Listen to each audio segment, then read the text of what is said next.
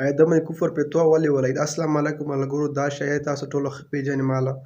نو ده څو ورځې مخکې شعرونه ویلي، نو د هغه شعرونه اوس کفر فتوا ولګېده. دی چې ایمان نه خارج کړی، ده اوس قتل واجب کړی. نو ده شعرونه اوس خپل تشریح کړې ده. تاسو د شعرونه دا چې ما کوم شعرونه ویل، ما ټول د قرآن نه ویلي. تاسو د شعرونه اوس واورئ. چې کم مولا په ما باندې د دې خبرې فتوا لګوي چې دا کفر دی، اکه مولا ته به دا ټول نظم د قرآن نه ثابتوم. که مې دله ثابت نه کو چې څه سزا د غلي ابه زمای. اعوذ بالله من الشیطان الرجیم، بسم الله الرحمن الرحیم. سلامونه ملګرو، مجیب زلمی اما د نظم تشریح چې دا کوم خلکو غوښتې ده هغو ته نه کومه،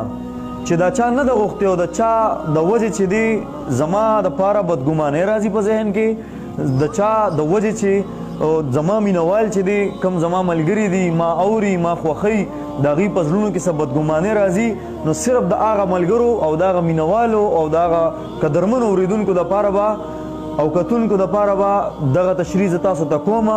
خو زه صرف دوه خبرې تاسو سره خپلې پرسنلي شیر کول غواړم. دا موږ له چې کم ملګري راشي نو ما نه اکثر ریکارډینګ کوي، خو هغه ټایم ډېر زیات شورټ وي، نو هغه زه هغه خبرې ونه کړی شم کومې چې زه غواړم او کوم هغه زما خپل هغه پوره انټروډکشن دی زه تاسو سره ونه کړی شم.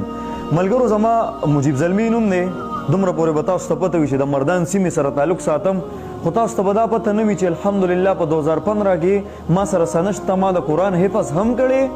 د دې نه علاوه ما تفسیر هم ویلی، ما قرآن احادیث بلا کتابونه د دې نه علاوه صرف نحوه هدایه فقه دا ټول ما ویلی دي. داسې نه چې ما نه توتانو پاڼې ویلي چې داسې یو سړی راځي ما باندې تنقید کوي یا نور کم ملګري دي د ځان د مشهورولو لپاره یې کوي، د خپل اډورټایزمنټ لپاره یې کوي، د هر څه لپاره کوي، هغه به والله عالم هغوی ته پته وي چې د څه دپاره یې کوي، یا زما د بدنامولو لپاره کوي. خو الحمدلله زما د نیمې نه زیاته ناسته په ژوند کې د علماو سره شوې. زه د علماو سره کینم، پاسم اوس هم زه د علماو سره کینم. ما پسې د ډېرو ښو مدرسو نه د وفاق د مدرسو نه ما پسې رنګ وشو چې کوم سړی تا ته وایي چې یاره دا تا غلط ویلې یا دې کې کفریه الفاظ وو، لومبي به مونږ تاسو ته وی چې کوم سړی تاسو د دې باره کې څه وایي چې دا تا غلط کړي، نو ما ته وایي نمبر راکړه، زه به ورپسې لاړ شم کور ته، کیمره به اون کو، مخامخ به کینو، هغوی به مو ګوري، زه به مو ګورم په مخامخ باندې، ما ته به صرف د نظم تشریح وکړي. دا شاعري زما یو خپل یو شوق دی، دا زه د پیشن نه کوم، دا زما سره روزګار نه دی، دا زه د خپل شوق نه کوم، زما خپل جوب دی الحمدلله. د جوب نه علاوه زما خپل سټډي جاری ده، دا زما خپل یو شوق دی، دا زه د خلکو لپاره نه کوم، دا زه د خپل ځان لپاره کوم او د هغه چا لپاره څوک چې ما خوښوي او په څوک کم سړی چې په ما باندې خوشحالیږي. تنقید که برای اصلاحي نو هغه داسې نه وي چې ته ما پسې ویډیو جوړه کړې، یا ته ما پسې غلط کمنټ وکړې، یا ته زما ویډیو روالې هغې سره د شاته درز دروز ولګې او ته په ما باندې چې دینو د کفر فتوی ولګې. نه نه، دا خبره غلطه ده چې کم سړی تنقید برای اصلاح کوي هغه د ما ته رنګ وکړي، ما ته دې ووایي، ما نه د تشریح تپوس وکړي. ځینې کسان شته تاسو مخې له به راغلي چې هغوی وایي چې مونږ ته تشریح وکړي. نو چې تشریح ته غواړې نو تی په فیسبوک ولې غواړې چې ما نه غواړې ما پسې کال وکړه چې راشه ما ته د دې خبرې تشریح وکړم. بیا خو دې کې تشریح څه ضرورت شته نه، خو بیا هم چې خامخا ته تشریح غواړې ما ته پرسنلي کال وکړه. مونږ که الحمدلله که یو شعر لیکو، مونږ علماو سره شعر کړی دي، دا نظم ما لیکلو سره دا ما خپل استادانو ته زما کنټیکټ کې د نیمې نه زیات علما دي، ما د علماو سره ناسته کړې، ما ته زده کړه کړې، والم دې خوړلي دي. داسې نه ده، ما ته هغوی سره دا نظم شعر کړی. کم سړی چې وي دی کې د تنقید ځای شته، ما باندې فتوا لګوي، ما باندې تنقید کوي، ما ته د خپل ځای وښیي، زه به ورپسې کور ته لاړ شم، که په بیټک کې، که په حجره کې، که په جومات کې، که په خلوت کې، کې به نم ورسره تنقید به وکړي، کیمره به اون وي، زه به ورله تنقید جواب ورکړم، مناظره به ورسره وکړم، ډیبیټ به ورسره وکړم، خپل استادان هم نه زه به ورسره په مخامخ باندې کښېنم. الله ګواه دی که کلمې هغه ترتیب هم راته یو سړي وکړي چې کوم سړی په ما باندې فتوا لګوي. داسې نه ده چې ما صرف بس شعر و شاعري کوم. الحمدلله زما مور او پلار، زما او ابا اولاد دی د حضور علیه السلام د چهرې مبارکې نه قربان شي. حضور علیه السلام باندې مین یو، په اسلام باندې د ټولو نه لومبې مونږ ته مذهب دی، د ټولو نه لومبې مونږ ته اسلام دی، پس له هغې نه دا نورې خبرې دي. پس له خدایه باچایي که د چا غواړې نو بادشاه د کل جهان دی محمد. که